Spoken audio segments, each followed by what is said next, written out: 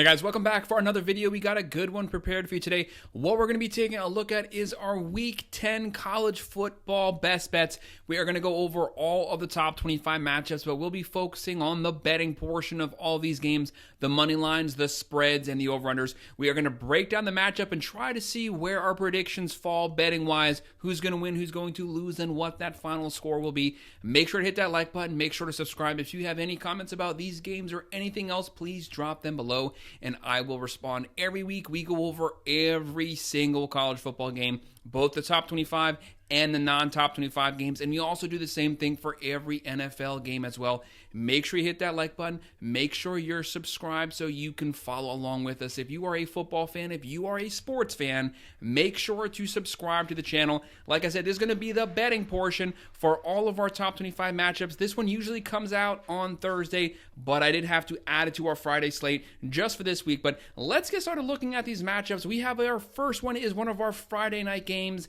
at 8 p.m. on Fox Sports. You have number 15 Boise State coming in here at 6-1 versus the 3-4 Aztecs. This is going to be an interesting game. This game is our Friday night game. We have Boise State, a heavy favorite here, 23.5 point favorites. The over-under is 57.5. Boise State comes into this game with a 95.1% chance to win this game. Basically, nobody has given San Diego any chance in this game. They're going to be led by O'Neal. He's closing in on 1,300 yards, 6 touchdowns, and 2 picks. Boise State has Madsen closing in on 1,500 yards, 13 touchdowns, 2 picks. We know what Boise loves to do. They love to run downhill straight at you. They have the best running back in the nation, Agenti. He is having a monster season. As a team, they're averaging 44.3 points a game, throwing for 233.3, running for 274.9 yards. A top 10 rushing team right now. When you run the ball, you keep the ball out of the other team's hands, suck up clock going down the field. Right now, San Diego State, they average 22.3 per game. So it's going to be difficult for them to move the ball, but Boise doesn't have a great defense. They are giving up 25.9. San Diego's giving up 23.6. But all things revolve around Ashton Jeanty, closing in on 1,400 yards, 19 touchdowns already. The guy has 1,400 yards. They've only played 7 games so far. He's almost on pace for 25 to 2,600 rushing yards, just under 40 touchdowns. I'm not saying that's going to happen, but he's putting up video game numbers this season. I have Boise State running their way to victory, winning this one 38-17. So that would be just not covering the spread, and I'm also just barely coming in at the under here, but Boise should be able to dominate this game nonetheless. And our next matchup is the game of the weekend. This is our Saturday slate at 12 p.m. on Fox. Number 4 Ohio State 6-1. That lone loss to number 1 Oregon. They'll be visiting number 3 Penn State, undefeated 7-0. Right now, you have Penn State coming in here. They're going to be the underdogs at home. This game should have been the whiteout, should have been the night game, but it's going to be in the afternoon. So everybody got robbed out of seeing Penn State at night.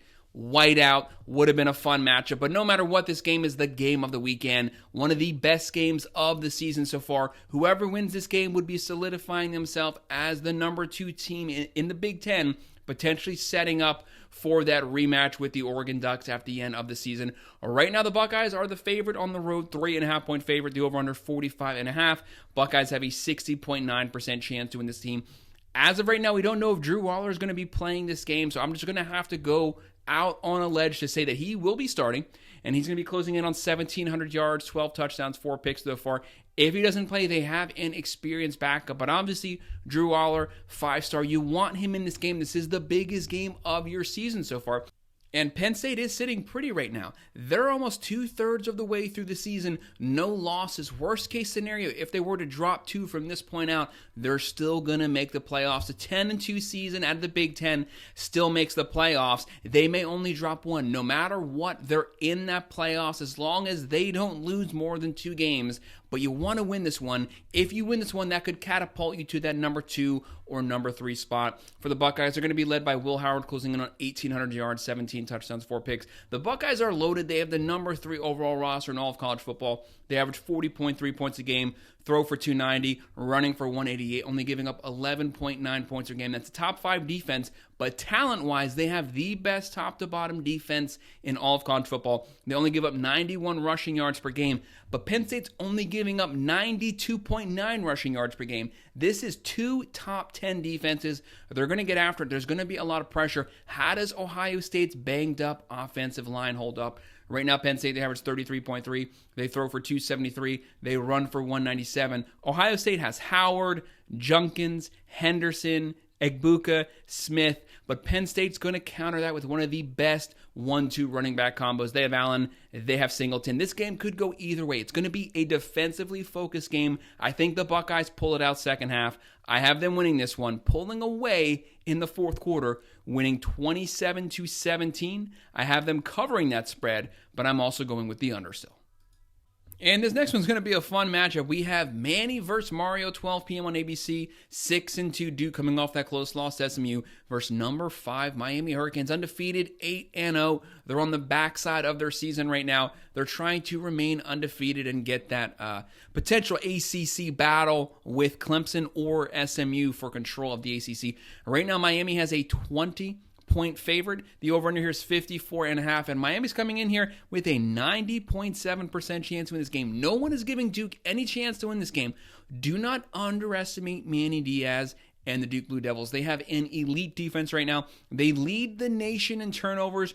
Right now, Murphy at quarterback closing in on 1,800 yards, 17 picks, 5 touchdowns. He's not a mobile quarterback, but he's been slinging it, but they're relying on turnovers. If you don't get turnovers, will the offense be able to do enough to win this game on their own without the short field given to them by their own defense? And of course, Miami's led by the Heisman hopeful Cameron Ward, leading the nation in passing, 2,800 yards, 24 touchdowns, 5 picks. Duke averages 26 per game, but they're only giving up 18.6 points per game on defense. They do give up a lot of rush yards. They give up just under 161 yards on the ground every game. Miami, we know they're number 2 in the nation in passing. They're throwing for 380, but they're also running for 194, leading the nation in scoring, 46.8 points per game. If Duke gives them the ground game, Miami, they showed it versus Florida State, they're going to run right down your throat. If Duke tries to stack that line, tries to get some turnovers there, Cameron Ward's going to pick them apart. They are loaded. One of the top 10 offensive rosters in all of football. They have playmakers at quarterback, running back, wide receiver, tight end.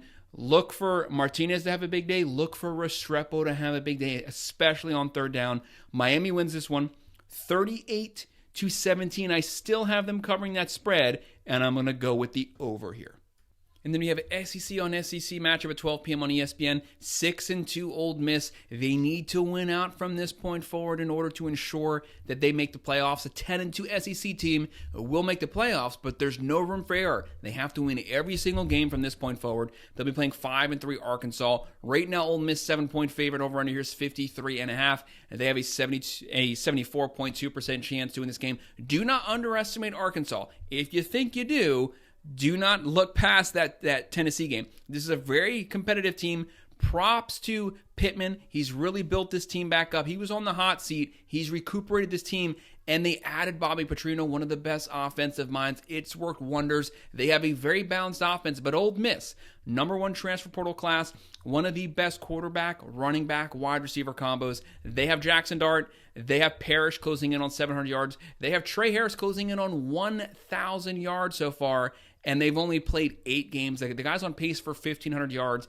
He's one of the top leading receivers in the nation. Jackson Dart closing in on 2,700 yards, 15 touchdowns, 3 picks. Green on the other side, closing in on 2,100 yards. It's the turnovers. Can he keep the turnovers down? Will he be fully healthy? When he's fully healthy, he also has the elite running threat, which could completely change this game and extend plays. He's closing in on 2,100 yards, 11 touchdowns, 7 picks. Ole Miss, they average 39.5 per game. That's come down in the SEC competition, but they have the number 1 defense in the nation statistically. They're only giving up 11 points per game. For Arkansas, they average 33.3 per game, throwing for 298, running for 199, giving up 21.8. They also have a top 25 defense. This game could be close, could come down to that final possession. Ole Miss has to take this game on the road. I have the Rebels winning it 33-20. I have them covering that spread that's just barely coming under, but I do see that potentially coming down by the time that we get to kickoff. Look for Ole Miss's defense to be what makes a difference in this game. And then we have a Service Academy matchup next at 12 p.m. on CBS. 1-6 Air Force versus number 21 Army, still undefeated, 7-0. Right now, Army is a 22-point favorite, the over-under 41.5, and they have a 94.8% chance to win this game. There's a massive talent disparity here for Air Force. They're only averaging 15.3 per game, giving up 27.4 per game. They have a bottom 20 offense in the nation. They have a bottom 30 defense in the nation. Everything's completely leaned towards Army. Right now, they're averaging 40.4 points a game. That's a top 30 offense. They are led by Daly, closing in on 700 yards, 7 touchdowns, 0 picks. He also leads this team rushing, closing in on 1,000 yards on the ground. But it's their defense, only giving up 12.4 points a game. They're throwing for 100.6. They're running for 360 yards per game, the number 1 rushing offense in all of college football. That's what makes a difference here. They run the triple option. They play ball control, time control. They keep the ball out of the other team's hands. When you run the triple option and you score a touchdown, they could have the clock for 10 to 12 minutes every single possession. They're going to suck up clock. They're going to dominate on the ground, keep Air Force off the field. I have Army winning this one 37-13, covering that huge spread, and we're going with the over.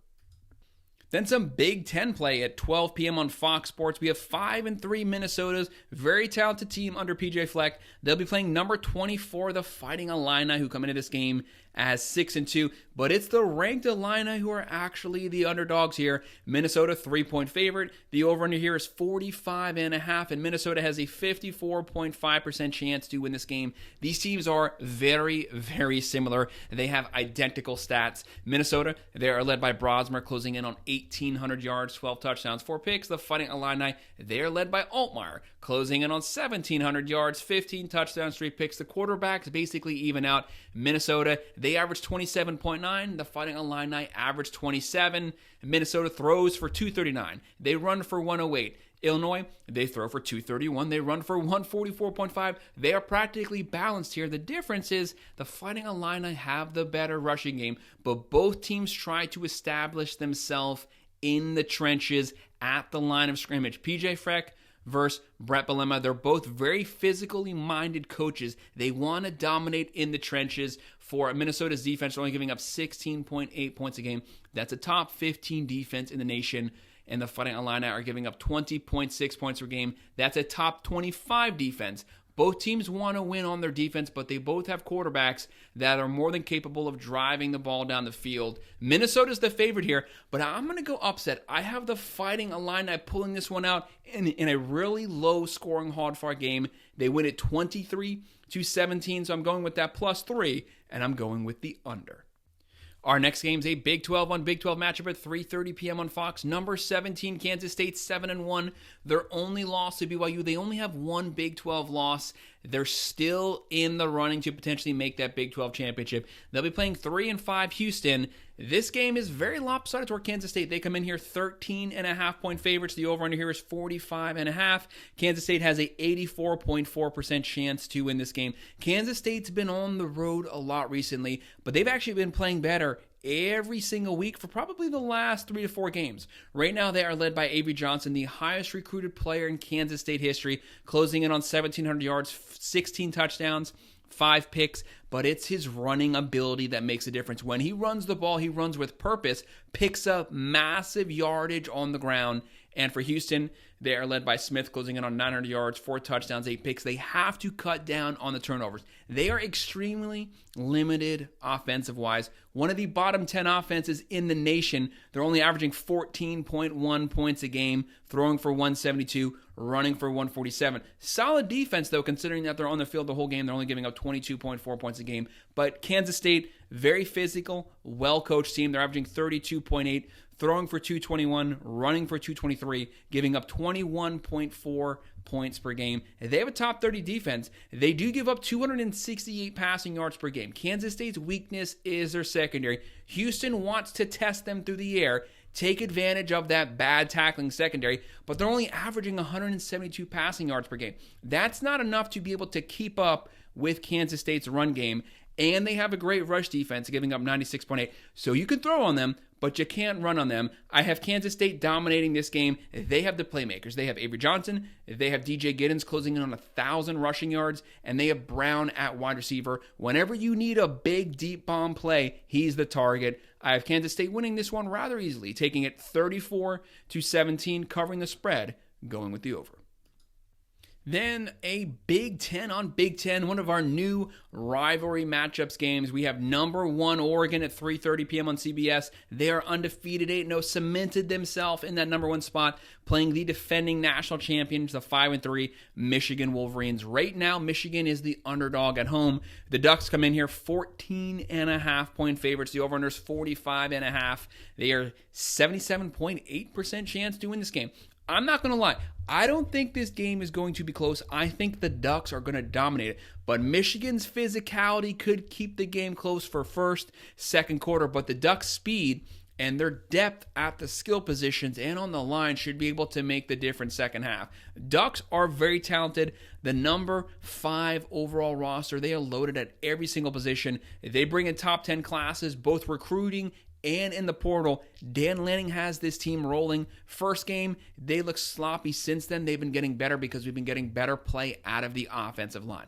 They are physical. Dylan Gabriel has a 76% completion percentage, number 1 in the nation, closing in on 2,400 yards, 18 touchdowns, 5 picks. He's catapulted himself as the front runner right now for the Heisman. Michigan, it doesn't matter who their quarterback is. They've had Orgy, Huddle, Warren. Huddle's out. It's going to be Orgy, Warren. It doesn't matter. They're cycling so many guys. If you have 3 or 4 quarterbacks, you have no quarterbacks. Neither of them are very good in any way whatsoever. The Ducks, they average 35 points a game, throw for 311, run for 167, and a top 20 defense to complement it, giving up 15.6 points a game. Michigan's offense is just bad. They are only averaging 21.5, only throwing for 140 yards per game. That's not going to cut it. They have a great run game, but you're not going to be able to just run down Oregon's throat. They are as physical as Michigan. Michigan's defense giving up 21.5. The Ducks have the playmakers. Gabriel, James, Johnson, Stewart. Michigan, they have Mullings, they have Edwards, they have Ludland, who's a beast, but no one to throw him the ball. I have Oregon cruising here, winning this one 33-16, pulling their starters in the fourth quarter. They still cover the spread, and we're going with the over. And then the largest cocktail party at 3:30 p.m. on ABC, 4-3 Florida. They're getting into the really difficult portion of their schedule right now. They just want to get a bowl game, but they're going to have to steal one versus a top 25 team. They're 4-3. They'll be playing number 2 Georgia Bulldogs, 6-1. Right now, Georgia 16.5-point favorites. The over in here is 52.5, and Georgia has a 79.9% chance to win this game. For the Florida Gators, Graham Mertz is out, so it's going to be DJ Lagway the whole game. What can make the difference for him is if he uses his legs to extend the plays, that could get them some extra points, especially second half once Georgia starts to get wore out. Right now, Florida, they're averaging 30.9 points a game, throwing for 274, running for 150, giving up 23.6 points a game. They are much improved over last season, but is it good enough to compete with the Georgia Bulldogs, who as of right now have the number 2 overall roster? Bet closing in on 2,000 yards, 15 touchdowns, 8 picks. They average 33 per game. They throw for 305. They run for 130. Not the successful Georgia Bulldogs team on the ground. Their weakness on offense is their offensive line / run game. They need a running back to step up. They need a 1,000-yard back. They're throwing the ball way too much, but they still have that solid defense, giving up 16.9 points a game. Florida has the talent to make this game competitive. I'm not saying that they're going to win the game, but to make this game competitive, especially second half, they could get some garbage points, make the game look a little more respectable, but I still have Georgia dominating on both sides of the ball. They win it 37-23. They do not cover the spread, so I'm going to go with that plus 16.5, but I am going with the over. And then back to some Big 12 on Big 12 football at 3:30 p.m. on ESPN. 5-3 Texas Tech. Don't underestimate Texas Tech. They have an awful defense, but they do have a very good offense. They'll be playing number 11 Iowa State, undefeated, 7-0. in second place right now for the Big 12. Everything is in front of them. Can they keep that momentum going? Campbell, a very talented coach. Right now, Iowa State is 13.5-point favorites. The over-under here is 56.5, and they have a 81.5% chance to win this game. Like I was saying, Texas Tech, they can move the ball. Morton's closing in on 2,100 yards, 17 touchdowns, 3 picks. But Beck for Iowa State closing in on 1,800 yards. He has 11 touchdowns, 5 picks. Iowa State has the physical defense. They can match up with almost any team. Right now, Texas Tech, they're averaging 38.1, throwing for 298, running for 169, but their defense gives up 36 points a game, 316 through the air, 158 on the ground. Iowa State will have opportunities to basically do whatever they want on offense. They can throw it, they can run it. They have the defense to dominate, to wear down Texas Tech, but Texas Tech will still get their points. They can move the ball, they have playmakers, and they have Taj Brooks, a top 5 running back in the nation right now. But Iowa State and that physical defense should pull the win out. But I have this being a little closer, but I have Iowa State winning it 33-24. So I do not have them covering the spread, but I am going with the over.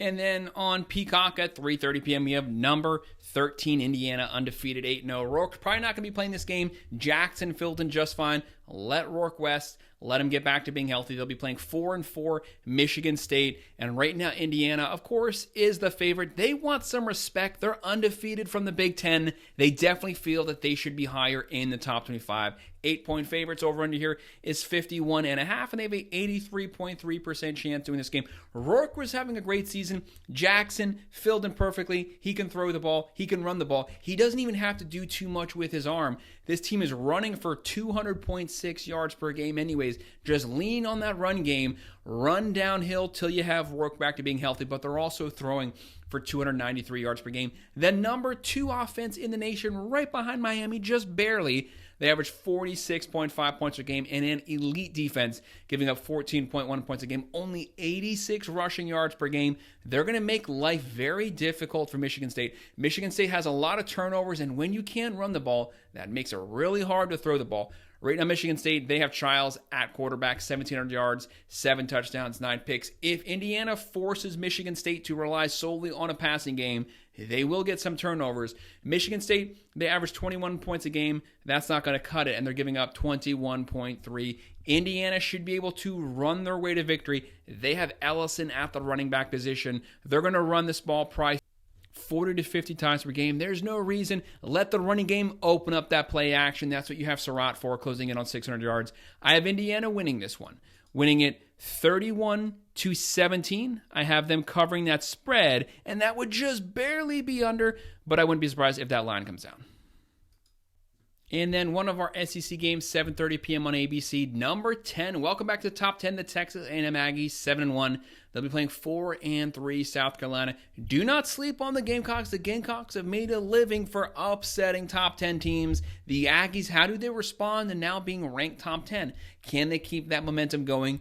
Mike Elko, very talented, disciplined coach, but this is definitely going to test it. Can they get the same performance week in and week out? The Aggies, 2-point favorites on the road, 44.5 over-under, and they have a 54% chance to win this game. This game is practically a pick-em, practically a 50-50, so Vegas is thinking the same thing for the Aggies. They have Reed, they have Wegman. Reed should get the nod for this game. He stepped in and saved them this past weekend. He adds the mobility factor to the game. Wegman is way too iffy, plays great, and then he plays like garbage. It's time to just roll with Reed. You love to run the ball anyways. Focus on your run game. Right now, they're averaging 32.3, throwing for 188, but one of the best rushing teams in the nation, running for 222 yards per game. Just run. Weig, Moss, downhill, and you have the defense to keep any game as a one-possession game. They're only giving up 18.4 points a game.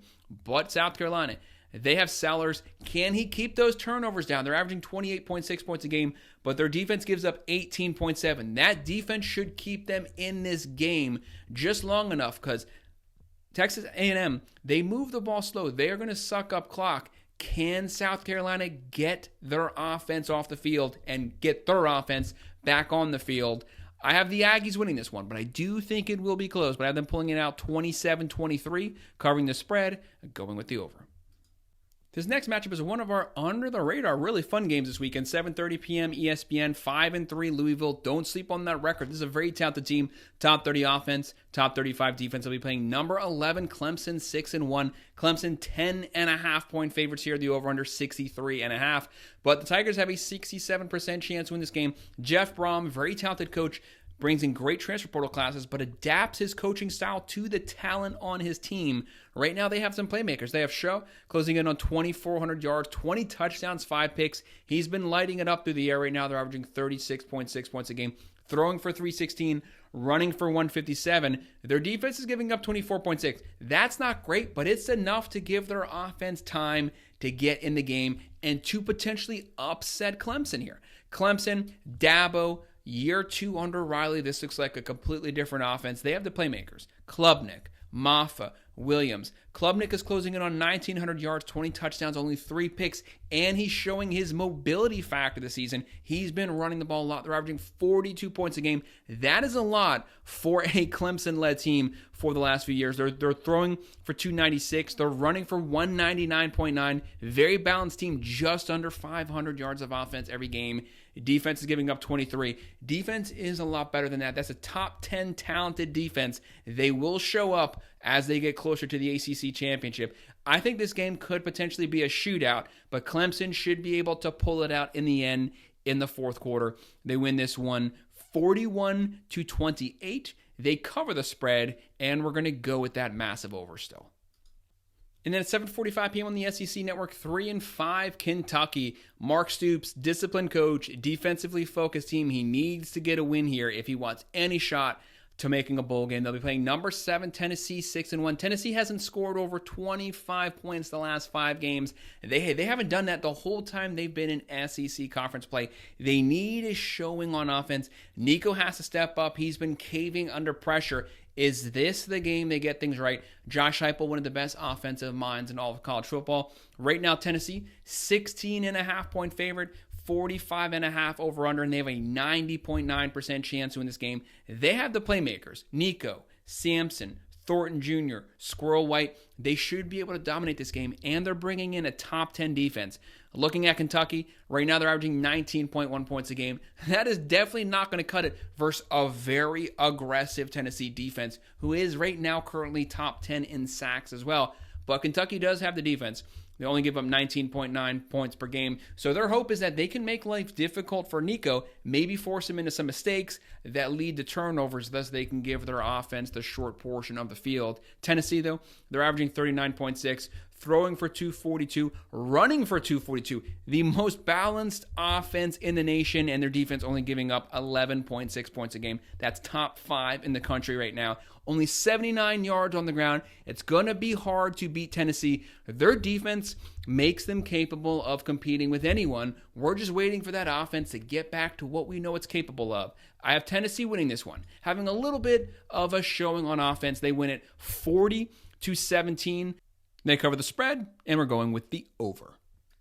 And our final game for our Week 10 Top 25 matchups at 8 p.m. on the ACC Network. We actually have a Top 25 on Top 25 matchup.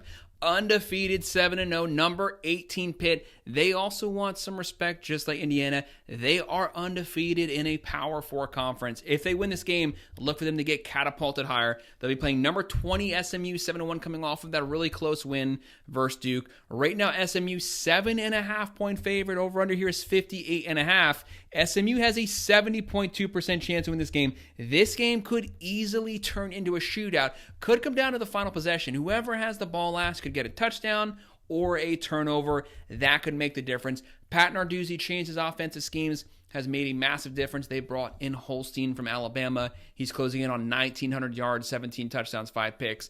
For Rhett Lashley and SMU, they took Stone out, put Jennings in. They've never looked back. The guy can throw the ball. The guy can run the ball. He's closing in on 1,600 yards, 10 touchdowns, 5 picks. Right now, Pitt, they're averaging 40.9 points a game, throwing for 298, running for 161, giving up 22 points a game, only 94 on the ground. For SMU, they're averaging 39.1, throwing for 250, running for 201, giving up 21.4 points, only 88 on the ground. These teams are virtually a lock. They're dead even in almost every statistical category. It's going to come down to playmakers. It's going to come down to defense and turnovers, and either team can win. Holstein, Reed, Mumfield versus Jennings, Smith, Maryland. I'm going to go out on a little bit of a ledge. I have SMU getting upset. I'm going with that plus 7.5. I have Pitt winning this one 34-31, and I'm still going to go with the over. So that's our Week 10 best bets breakdown for all of our top 25 matchups. Make sure to hit that like button. Make sure to subscribe. If you have any comments, please drop them below, and I will respond. Thank you.